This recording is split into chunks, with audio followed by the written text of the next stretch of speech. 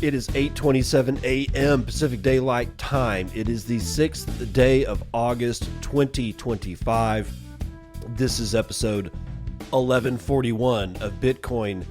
And it seems that a new nonprofit organization in Tennessee to help with Bitcoin has been spun up, and we are quietly waiting on the jury verdict in the Tornado Cash trial. It's almost over, at least this particular portion of it, because it looks like there might be a deadlock. I'll be monitoring Lola Leitz's nostr account here because she's there and she's reporting on it sort of live. So she says that the jury is still deadlocked. We'll see if she updates at some point during the show, which is probably going to be a shorter show.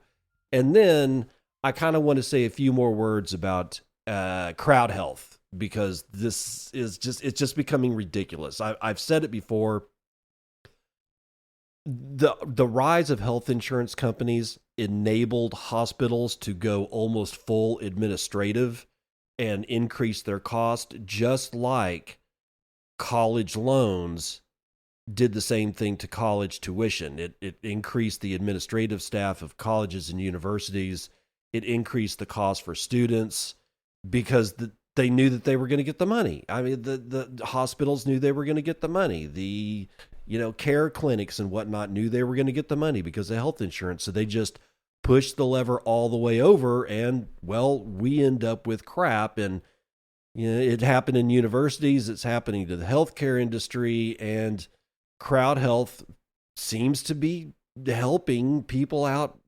People with this kind of thing. And it's sad that it's happening, but the pendulum is swinging.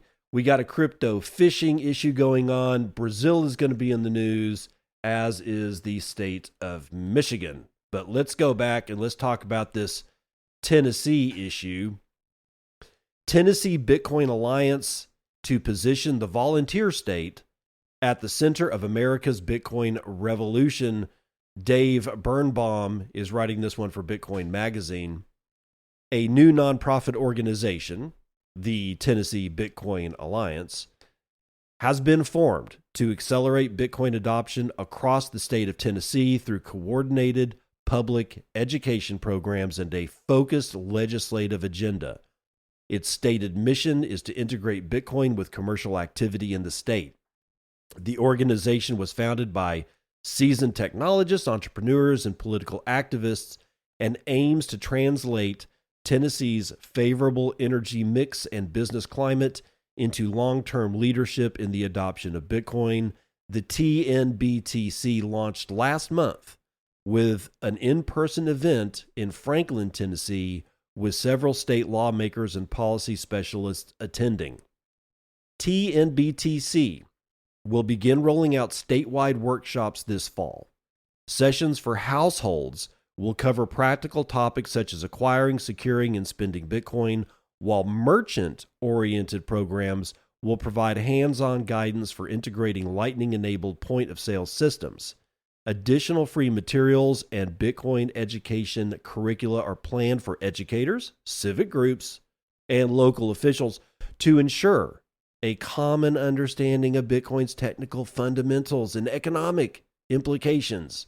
On the policy front, the Alliance is circulating draft language for a 2026 General Assembly that would affirm every resident's right to self-custody, recognize Bitcoin node operations as constitutionally protected free speech, permit contracts to be settled in Bitcoin without adverse tax treatment, and distinguish Bitcoin from other digital assets in the state code. Quote, Tennessee already combines a top 10 freedom ranking, abundant low-cost nuclear power, and a bipartisan appetite for innovation, said David Birnbaum, TNBTC's president and co-founder. Quote, our goal is to combine these advantages with Bitcoin and position our state for rapid economic growth, end quote. The Tennessee Valley Authority's grid, which is nearly half nuclear, offers miners and data center operators a stable, low-carbon power source The state also hosts existing high-performance compute infrastructure from Oak Ridge National Laboratory to the XAI facilities in Memphis, Tennessee. And according to the Coinbits Bitcoin Index, which aggregates tax policy, energy pricing, regulatory climate, and adoption metrics, Tennessee currently ranks number 5 nationwide for Bitcoin friendliness, and TNBTC believes it can build upon that momentum. Quote, from Oak Ridge's Frontier supercomputer to FedEx's global logistics hub, Tennessee has a history of converting frontier technology into real jobs, said Steve Gerard, TNBTC vice president and co-founder. Quote, Bitcoin is the next frontier, and this initiative will make sure that the economic opportunity that Bitcoin affords can reach every country or county in the state. TNBTC is supported entirely by individual and corporate donations. Membership information program schedules and volunteer opportunities are available at tnbitcoinalliance.org. That's tnbitcoinalliance.org. The organization's first county-level meetups are slated for August, with pilot workshops targeting public school educators and small business owners. If successful, the Tennessee Bitcoin Alliance could provide a replicable framework for state-level Bitcoin adoption rooted in practical education and clear statutory protections, cementing the volunteer state's reputation as a leading jurisdiction for innovative technologies that advance personal liberty. So we've got basically another Bitcoin Institute rising up in the state of Tennessee. Tennessee is not, they're just not messing around, and they've got the infrastructure to support just about everything that you would want to do. So it's honestly what I find so fascinating about all this is that you've got Bitcoin Park, which is Matt Odell's outfit out in Tennessee. And then you got what the Bitcoin Commons in Austin, Texas, right? And those two cities, Austin and Nashville, have been kind of like battling as to which is the better Bitcoin hub, you know? And it's like, it's fun.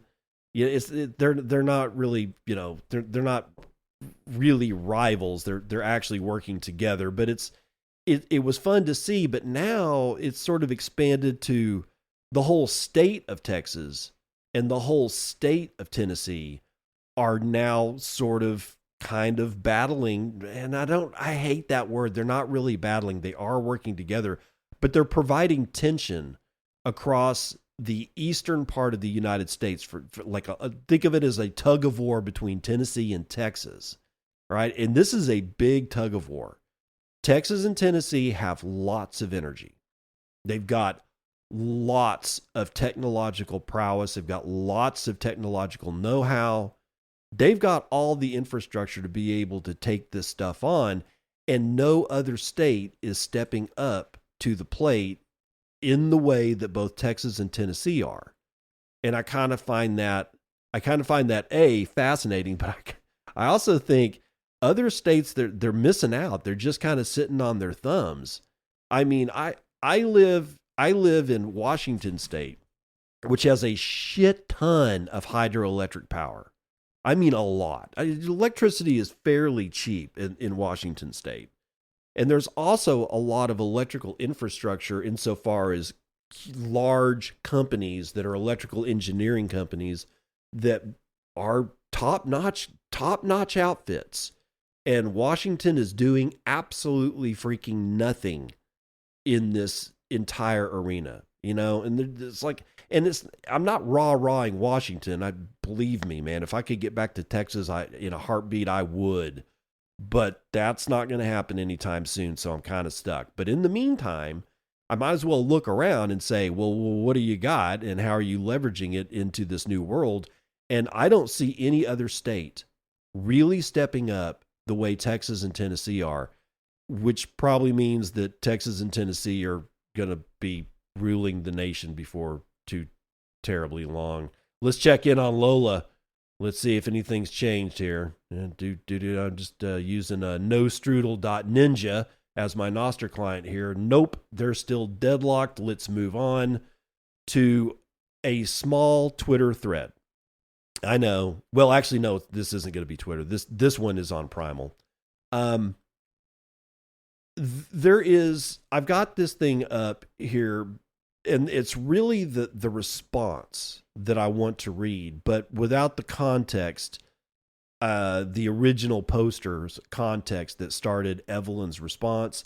It's not really. You need the context. So Ghost on Nostr here says, when the mandatory Face ID Know Your Customer rolls out, it won't come from the government that you know, like a president or Congress or prime minister. It'll quietly roll out through corporations and major financial network services. It won't be a law or a bill up for debate, just page 3 recommendations by FinCEN, the World Economic Foundation, and the SEC. Quiet control that isn't mandated by law, but necessary if you want to apply for a job, loan, or invest. And he's got a screenshot here, and it's a press release from Companies House, which I presume is a UK company, but the headline of the press release says, Companies House confirms identity verification rollout from the 18th of November, 2025. We are phasing in identity verification over 12 months to make things simpler for companies and business owners. Yeah, no, you're not making things, this isn't to make things simpler. This is much more nefarious, which is given in Evelyn and her response, right? So Evelyn's over here on Nostr, and she writes back with sort of a boots on the ground situation. She says, this is unfortunately entirely accurate. In recent days, correspondence from every bank we're associated with has been arriving, demanding our consent to new EU regulations. Accompanying these requests are up to 34-page documents of terms and conditions that virtually no one reads thoroughly. And buried in the fine print is a clause requiring transfer recipients to be unequivocally identifiable through facial recognition and/or official identification. It's absolutely infuriating, utterly maddening. What recourse does one have? You're essentially compelled to agree. For businesses, there's simply no alternative. Moreover, just last week, my bank representative called me, interrogating me about the receipt, or rather the recipient and purpose of one of my transfers. Since when is it their concern how I choose to spend my money? The transaction amount wasn't even particularly significant. I have a legitimate invoice. This is money I've already paid taxes on. When I attempted to explain the transfer was for blockchain technology, her blank response made it clear she was utterly unacquainted with the concept. The entire situation is nothing short of absurd. This is where it's going. No laws, no debatable bills, just companies putting in place terms and conditions that the government wants to have it done, but doesn't want the debate. They just want it done. So they go to their little friends at people like Companies House and says, you need to do this. And then Companies House says, yes, sir, let's do it. And so these guys are acting, they are putting in place laws and regulations by proxy. It's not a law. It's not a regulation. It is a term of service by a private company that you have a private relationship with, not a public one. This is a frightening, and it's not like I'm just learning about this now. I've been talking about this for a while, and most of us have been seeing the writing on the wall for years. And here it is. It's right here. It's being put on a plate. That plate's being put in front of you as you sit at the dining room table and you get your fork and knife ready to chow down, and the waiter lifts the lid of your entree, and all of a sudden what you see is something that is very unappetizing, yet it is the only thing on the table and you're starving to death. What are you going to do? If I had a solution, I would definitely tell you what it was. But I don't. I mean, I could sit here and I could say civil disobedience and revolution and I don't know, be nonviolent and I don't know, do a sit-in, walk around in a circle and scream at Lake Michigan while you carry a sign. None of that's going to do anything. It's just not.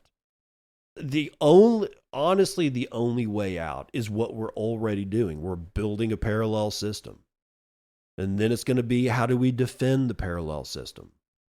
And the only way that I can think about doing this is building parallel systems that that they're all not for profit. And that we have, I kind of almost see this next 10 years. And I don't want to say the following, but I'm going to say it. To get away from what I've just read to you about what's going on in UK and the EU, a whole host of people are going to have to come together and apply the most fascinating and in-depth technological solutions to bypass this bullshit, and that the only way that they don't go to jail is they can't make any money from it, and that's the only way that they would be able to keep their anonymity and work behind the scenes. That means no profit for 10 years. It's going to take at minimum 10 years to route around this bullshit because our fucking apathy and our, they'll take care of us attitude has absolutely come back to roost like bad chickens who don't even give any eggs. All right. So if you've got a better solution, please let me know, because I do not think storming all the capitals of all the nations in a violent manner is actually going to do a damn thing except get a bunch of people killed, arrested, thrown in prison for the rest of their life, and their families, God only knows what happens to them. All the people, because of our apathy, all the people that are in power are the worst kinds of people. They don't care about your family. They don't care if your family gets hurt. They don't care if they drag your family in front of you and make you watch them hurt your family. I absolutely believe at this point that we are ruled by monsters. I used to tell my kids that there are no monsters, at least not that are living under your bed, but there are monsters. And they just happen to be in the form of human beings. No, I'm not talking about lizard people. I'm talking about people that have a different type of brain structure. Like something's off. Something's not wired right. And that's how we get sociopaths. And sociopaths migrate to the kinds of power structures that government provides.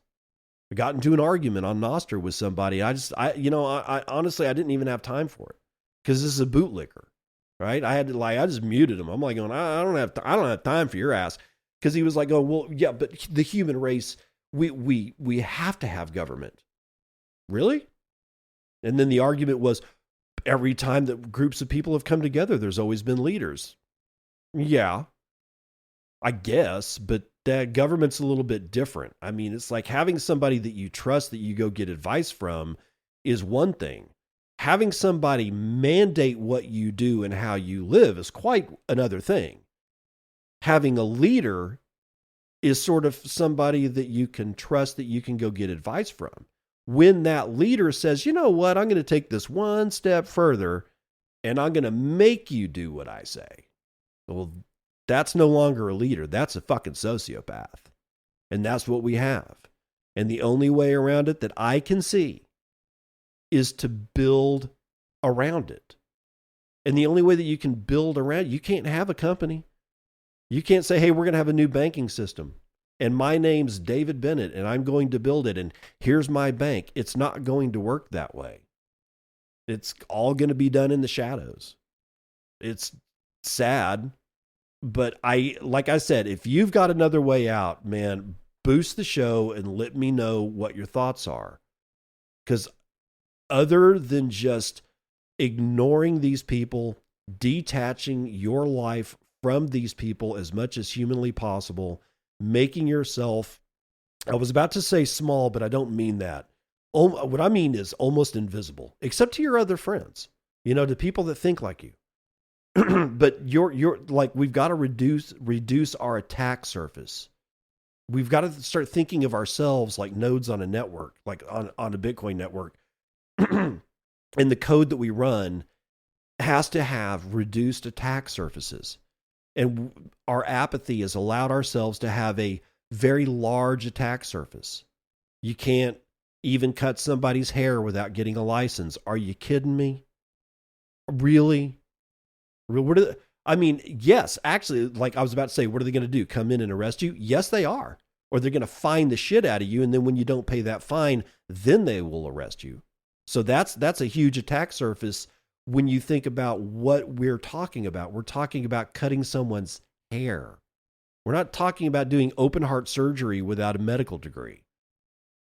You can't open a restaurant without a health permit.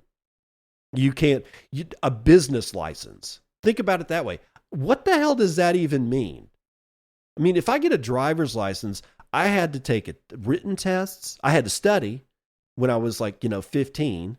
By the time driver's ed in Texas was over, you're 16 years old and you got to take a written test and you got to pass that. And then you got to sign up to have somebody sit in the car and watch you drive around for about 20 minutes to make sure that you know what the hell you're doing. And then you get a license to drive. Hell, I almost agree with that. Almost, not entirely. But what the hell's a business license? Do you take classes to run a business? Do you take a test to run a business? I mean, how many tests would there be? How many different kinds of businesses are there? And then what I run the business for a couple of days and somebody watches me, I don't know what, take money from a customer and put it in a cash register and then I get a business license? No. It's fucking grift. It's just grift. It is you paying for the right. It's like there used to be a term for it in old England when they had kings and queens and shit like that, and I can't remember what it is. But you're simply, it's not a license. It's just a bribe. Homage. If you were, like I said, there's another word for it, but I don't know what it is. It's what I'm demonstrating here is that our attack surface is so large because we don't even question business license. We don't question, you got to have a license to cut hair. Yeah, well, hardly. Most people don't. They'll just go do it. That's the demonstration of just how large our attack surface as a species is. Something to think about. All right, let's see. Checking in on Lola. Lola, tell us some good news here, man. Come on, tell us. She has not updated. It's been 54 minutes since Lola Elite said jury still deadlocked, partial verdict incoming. So here's what let's see. I'm going to show more on this one. The Rage, which is Lola Elite's newsletter. The Rage also has a note out that says jury in trial against Roman Storm says that it's deadlocked on some of the charges. The court has asked the jury to reconsider. If the deadlock remains, the court will accept a partial verdict. Government may retry the remaining charges. So that just means that they are in agreement on some of the charges, and we don't know in what way they agree on. Do they agree that they're not guilty, or do they agree that they're guilty? But on some of these, they are not in agreement, which means that there is at least some people that think that they are at least guilty on some charges, but we have no idea which ones. All right, so I will keep Lola Elites around while we finish up the rest of the story. So if you're not listening to Once Bitten podcast with my good friend Daniel Prince, you are missing out. There's interviews, real conversations, deep dives, and honestly, his daughter Lauren kicks things off with better questions than most podcasters do, including me. And I've been on that show a couple of times. It's always a blast. Once Bitten, go listen. I'm going to put the fountain link in the show notes so that you'll have it there so you can go right to it. Daniel's a good friend of mine. Please go listen to Once Bitten podcast. I think you'll be very pleased. Now, on to CrowdHealth. How Andy Shuvnover, CrowdHealth, are dismantling medical fiat. Connor Chepenik from Bitcoin News is writing it. What if someone told you that ditching health insurance could save you money, help you stack sats and get better health care? Most Bitcoiners would be intrigued, but skeptical. Don't trust, verify, right? But once you've seen how fiat money corrupts the monetary system, it's not a huge leap to recognize the same manipulation infecting healthcare. Andy Shuvnover, CEO of CrowdHealth, discovered the brutal reality of health insurance when his 1-year-old daughter needed a routine 15-minute procedure to repair a hole in her eardrum. Despite paying $1,200 a month for the Affordable Care Act plan, the hospital billed $8,000 and his insurance company refused to pay it, declaring that it was medically unnecessary. Quote, I went through 2 rounds of appeals process and they were still like, nope, we're not paying for it. And so at that point, I was just like, screw this. I'm not doing health insurance. This is such a scam, said Shuvnover. The immediate aftermath was not fun. So I called them, this is a quote, I called them and I said, I quit. And so then I went back to my wife and I was like, so we don't have health insurance anymore. And she's like, say what? Excuse me? This would lead to the beginning of something entirely new. As a Bitcoiner since 2021 with 80% of his liquid assets in Bitcoin, Shuvnover saw an opportunity to align CrowdHealth with the ethos of sound money. Quote, Jimmy Song is a buddy of mine. He was like, instead of a big fiat pool in the back end, why not a Bitcoin pool? Regulatory constraints ruled out pooled Bitcoin funds for now, but CrowdHealth found a clever workaround. Members make 2 separate payments each month. A $55 advocacy fee covers bill negotiation, access to the app, and a personal care advocate. And then there's the crowdfunding contribution, sent directly to other members to pay medical bills. For non-Bitcoin members, this amount changes monthly based on need. For Bitcoin members, it's fixed at $140. In the Bitcoin plan, if the month's actual need is less than $140, say $75, then the leftover $65 difference is automatically deposited into their Fold account. Quote, it's a great way to stack. Ultimately, we're trying to create enough scale within our Bitcoin community so that all the transactions can be done over Lightning. His vision? Replace the dollar as the medium of exchange in one of the largest industries on the planet, healthcare. Quote, if we can do that, this goes a long way towards displacing the dollar, end quote. With 12,000 members and over 15,000 people helped, CrowdHealth is quickly gaining traction. A quarter of its user base are Bitcoiners.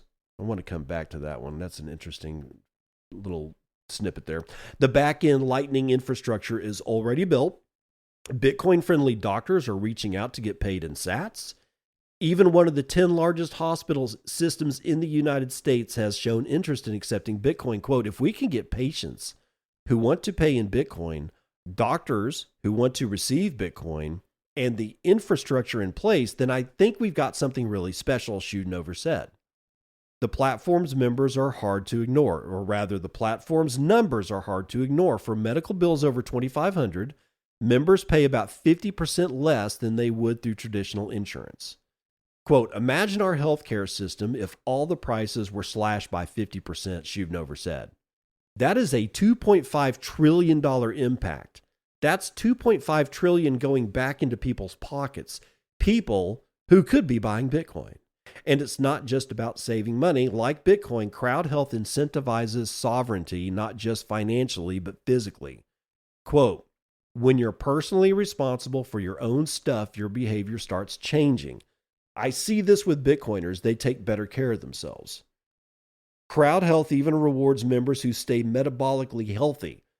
Members with fasting insulin under 5 or low visceral fat receive a 10% discount, with plans for that to rise 20% next year. They also don't accept smokers or those who are over 260 pounds. Quote, we want people who are opting out of the system and taking responsibility, Shuvnover notes. Quote, 50% of our babies in April were born at home. The national average is 1.8%. That tells you the type of people we serve. To skeptics, Shuvnover offers real world results like Brian, a CrowdHealth member who accidentally shot himself. Oh shit. Holy crap. This is ugly. Brian, a CrowdHealth member who accidentally shot himself with a .44 Magnum while fishing in Bexar County, Montana. The bullet traveled through his calf, thigh, and into his chest. Ugh. He was airlifted to a hospital 2 hours away, placed in a coma, and hit with a $1 million bill. CrowdHealth negotiated it down to somewhere between $200,000 and $250,000, and the community funded that. Quote, I get to tell that story now, Shuvnover said. I'm not excited Brian went through that. No kidding, dude.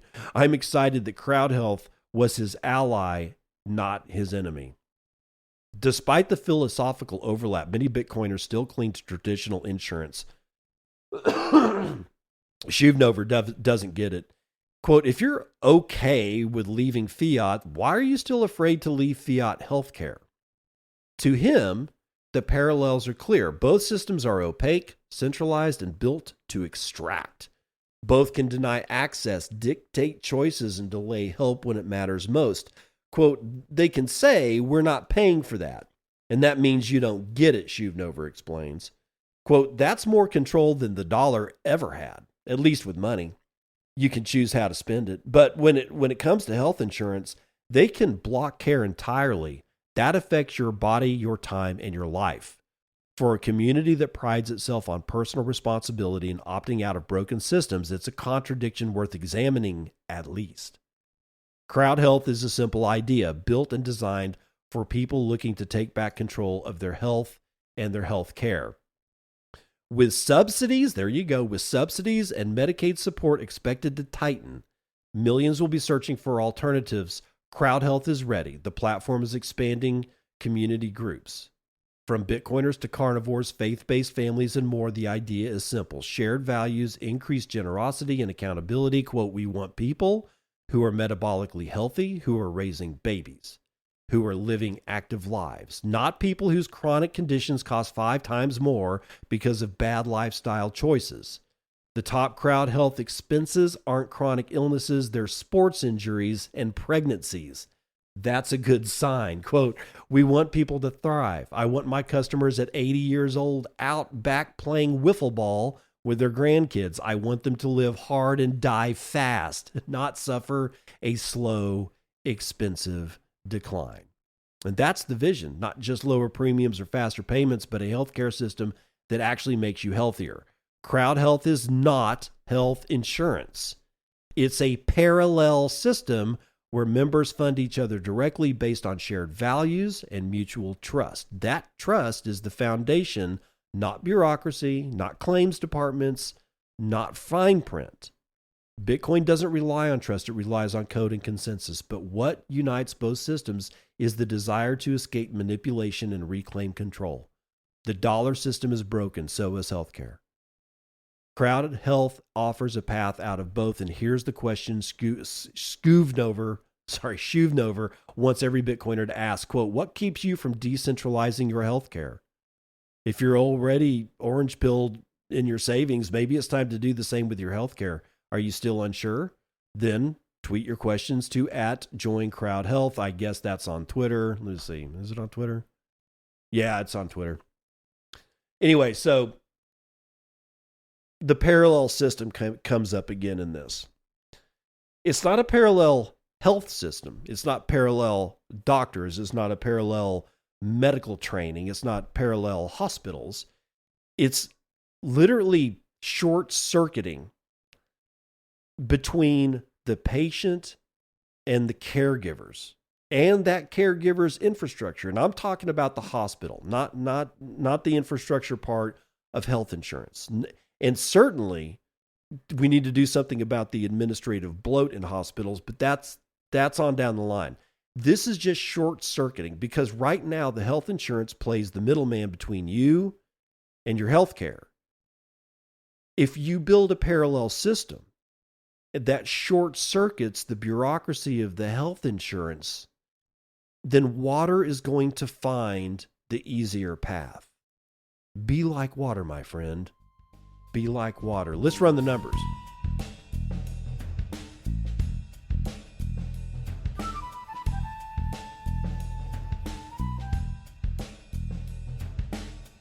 Futures and commodities. West Texas Intermediate oil is up 1/4 point, but still only at $65.34. Brent North Sea is up 0.4% to $67.91. Natural gas is up by 0.8% to $3.03 a thousand cubic feet, and gasoline is up 1.12% to $2.11. Shiny metal rocks doing well, all except palladium, which is down 4%, but gold is moved up only slightly, however, $3,437.06. Silver is up 1/3 point. Platinum is up 1.25. Copper is up 2/3 point. Most of ag is in the doldrums today. Biggest loser appears to be coffee, 1.6% to the downside. Biggest winner is chocolate, 0.6% to the upside. Live cattle is up 1/3. Lean hogs down 1 point. Feeder cattle up 1/2. The Dow is up 1/3. The S&P is up 0.75 point. The NASDAQ is up just over 1. And the S&P mini is crawling in the red sideways. Yay. And let's see, where are we at? Okay. $115,440 is the price of one Bitcoin. That is a $2.3 trillion market cap. You can get 34 ounces of shiny metal rocks with your one Bitcoin, of which there are 19,902,550.82 of. Average fees per block are relatively low. There are, it looks to be about 20 blocks in mempools around the world carrying 91,000 unconfirmed transactions, waiting to clear at high priority rates of 4 Satoshis per VByte. Low priority is going to get you in at 3. 965 exahashes per second is the hash rate on a 1-week moving average, so we are climbing back higher. So you can do with that what you will. And from Clanker's Coin Factory, which was yesterday's episode of Bitcoin, and man, the donations really falling off the cliff, and I don't know if it's because it's late summer activity or if people are just not enjoying the show. So if you don't enjoy the show, let me know. I mean, it would be good to actually have some feedback, because Psyduck's 740 sats only tells me Psyduck. Turkey with 500 sats basically gives me a fountain link, which I think is the link back to this exact show. Is it? Yes, it is. It's the link back to this exact episode. And user 42752445 with 511 sats says, ahoy. Well, aye, Captain, and that's the weather report.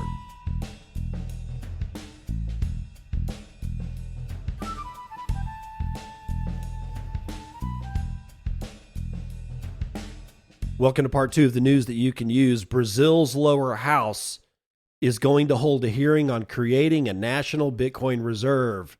Christopher Tepedino from Cointelegraph is going to tell us all about it here. Brazil's House of Reps will hold a hearing on August the 20th to discuss a bill proposing the creation of a national Bitcoin reserve in the country. According to the House website, at least 6 institutions are slated to participate, including the Central Bank of Brazil, the Ministry of Finance, a crypto advocacy association, and various representatives from fintech companies and the banking sector.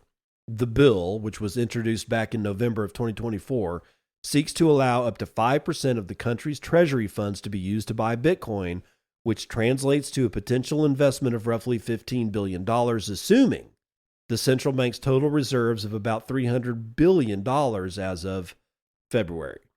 According to the bill, the cryptocurrency reserve would protect international reserves against exchange rate fluctuations and of course, geopolitical risks, and promote the use of blockchain technologies in the public and private sector. Good God, we're still on blockchain.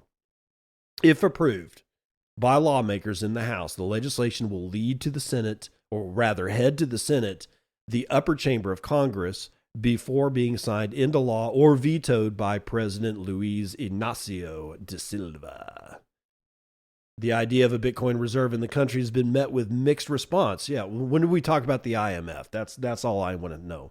Quote, debating the creation of a sovereign Bitcoin reserve is in the public interest and vital to Brazil's prosperity, Pedro Guerra, chief of staff to Vice President Geraldo Alckmin, said in March, according to a translated statement cited by Poder 360. Quote, after all, Bitcoin is the digital gold, the gold of the internet. Oh, that's an interesting way to put it. However, Brazil's central bank director of monetary policy, good Lord, Nilton David, reportedly said it would be inappropriate to include crypto assets in the country's foreign exchange reserves. After Trump signed an executive order in March to create a national strategic Bitcoin reserve, other countries followed suit. In June, a government agency revealed that Kazakhstan plans to start a strategic Bitcoin reserve, likely from seized coins. India and Sweden have also been the subject of speculation regarding similar reserves. In descending order, the 6 countries that hold the most Bitcoin are the United States, China, the UK, Ukraine, Bhutan, and bringing up the rear, El Salvador. Are you dirty? You might want to get clean with SoapMiner. SoapMiner brand soaps. You can get them at SoapMiner.com. That's SoapMiner.com. SoapMiner.com has handmade tallow soap. It's the best soap that I've ever used. It's the best soap that my wife says that she's ever used. My kids love it.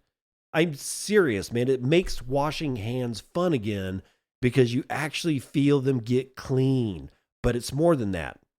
It's a lotion. Now, this is not what SoapMiner says. This is how I use SoapMiner brand soaps. I use it as a hand lotion. How? Just get one of your hands wet. Use the other hand to pick up the dry bar of soap. And then rub the soap along with your wet hand onto your dry hand. And it will sort of like strip off some of the tallow soap. And it goes on the backs of your hands, and you just kind of sit there and you just treat it like a lotion. I do that for about 30 seconds, sometimes up to a minute. Put the soap down, turn on the water if the water's not already on, and then actually start rubbing the soap off. It's like start washing your hands. So that way it acts as 2 things. It acts as a lotion, a skin lotion, which does wonders for your skin, and an actual get you clean soap. But it's also a shampoo for me. I wash my hair with SoapMiner brand soaps all the time. And honestly, my hair is actually gaining body. It's really weird. I got thick hair to begin with, but dude, I can, even then I can tell a huge difference. I shave with it. So it's a shaving cream. This stuff is amazing and it lasts forever. And he's got all kinds of flavors of soap. Well, flavor is not a really good term, but he's got Earl Grey tallow. He's got goat's milk tallow. He's got lemongrass tallow. He's got orange and clove tallow. He's got redacted tallow, which is it's got a bunch of charcoal in it. So it deodorizes and gets you really, really, really nice and clean. It's a nice big black bar of soap. I love it. There's rough cut tallow, there's tea tree, there's pine tar, there's cedar wood, there's peppermint, and there's lavender tallow. All these soaps are top notch. They last forever and they perform multiple functions. And it's built by a pleb, man. You can get 10% off of your purchase of all SoapMiner products using the code Bitcoin. And that's 10% off when you use the code Bitcoin and all one word over at SoapMiner.com. That's SoapMiner.com. Get clean today. Okay, let's check on Lola Leets. Let's see if she's got any updates here. Okay, waiting for it. I'm waiting for it. It's spinning. I see it spinning. Nope, jury still deadlocked. Partial verdict incoming. Okay, so I guess we're just going to have to wait. All right, let's get on to the last one of the day. Michigan State Pension has boosted its Bitcoin ETF stake, signaling cautious confidence in crypto's future. And let's see who's writing it. Helene Braun is writing this one for CoinDesk. The State of Michigan Retirement System, also known as SMERS, SMRS, has notably expanded its investment in Bitcoin, perhaps demonstrating either a growing appetite for risk or a firm belief in the cryptocurrency's future value. In a 13F filing with the SEC on Tuesday, the pension fund revealed it had increased its position in the ARK Bitcoin ETF to 300,000 shares, which was up from 110,000 the previous quarter. So they tripled almost their holdings. At Bitcoin's current value, around 114,000, the current price of ARK B is $37.79 per share. This position is now valued at approximately $11.3 million. That would be just 0.03% of the fund's $79 billion in assets under management. Pension funds are typically very risk averse, making it rare for them to allocate significant fundage into cryptocurrencies, with only a few having done so. The fact that Michigan's pension system is increasing its holdings suggests a highly cautious but nevertheless positive outlook on Bitcoin's future value. The fund also continues to hold the Grayscale Shitcoin #1 trust. Whatever, dude. If that's what you want, if that's how you want to play it, man, you go right ahead. All right, one more shot to see if the Rage or Lola has updated anything. No, they probably, I didn't think that they would. Let me just, let's see, Roman Storm Trial. Let's see what the old Google has to say on news. See if there's anything that she's... let's see. Nope. Judge pushes jury to end Storm trial after days of gridlock. So they've been in deliberations for 4 days now, guys. And I'm tentatively optimistic because of that. But we won't know. We won't know until the jury comes out and gives us a verdict, and they have not done so yet. So we will patiently wait and see. Meanwhile, I will see you on the other side. This has been Bitcoin and I'm your host, David Bennett. I hope you enjoyed today's episode and hope to see you again real soon. Have a great day.